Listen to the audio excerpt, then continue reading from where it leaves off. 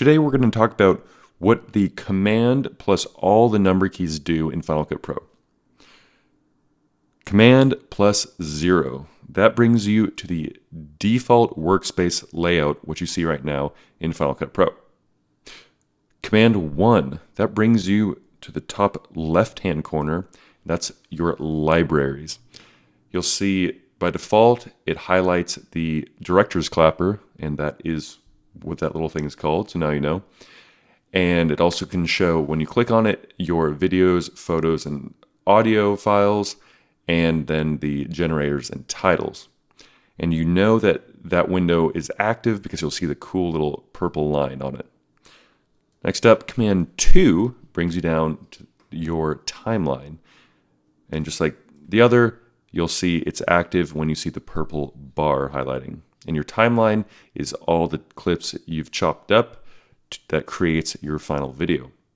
Command 3 is your video viewer, and that is the window which allows you to see what's in your timeline and then also allows you to view all the video files you have in your libraries. Again, cool little purple line. Command 4, that is the inspector.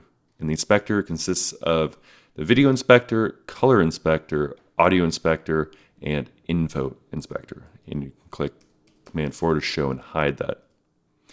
Command 5 brings you down to the lower right-hand corner, and that's all your effects, both video and audio.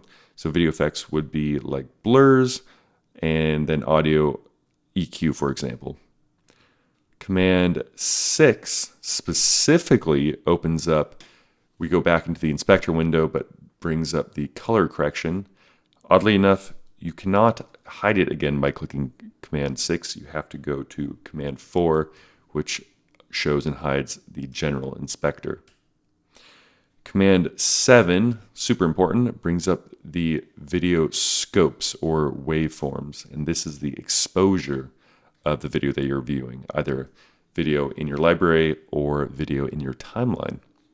Command 8, as far as I'm concerned, does nothing by default. Command 9 finally shows all your tasks, and that includes transcoding, if importing media is active, exporting, sharing to directly from Final Cut to YouTube, for example, and anything else that's going on in the background. And click Command 9 to hide that. And we're back at Command 0. That's really important. If, let's say, you've moved around a bunch of your workspace windows and you want it to look as if you just installed Final Cut, hit Command 0 and you're back to normal.